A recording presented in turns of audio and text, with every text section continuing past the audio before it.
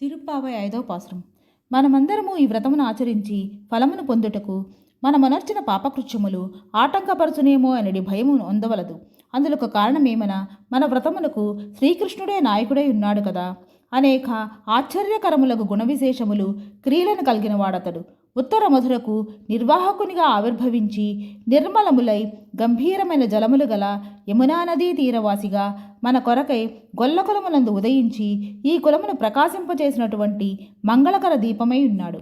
ఇంకను తన జన్మముచే యశోదాదేవి యొక్క గర్భమును కాంతివంతమరించిన పరత్వమును కలిగియు ఆమెచే కట్టబడినటువంటి సులభుడును కాబట్టి మనమందరమును సందేహాదుల నడు మలినములు లేక నిర్మలులమై అతని యొద్దకు సమీపించి చేతులారా నిర్మలమైన మన హృదయ పుష్పమును సమర్పించి నోరారా గానమనరించి మనసారా ధ్యానమనరించాలి. తక్షణమే నిల్వయినటువంటి సమస్త పాపరాశియు రాబోయేడి పాపముల యొక్క రాశియును అగ్నియందుబడిన దూదిపింజవలే భస్మమై మన ఈ వ్రతమునకు అవరోధము తొలగిపోవును. అందుచే 2 భగవన్నామమును కీర్తింతుము.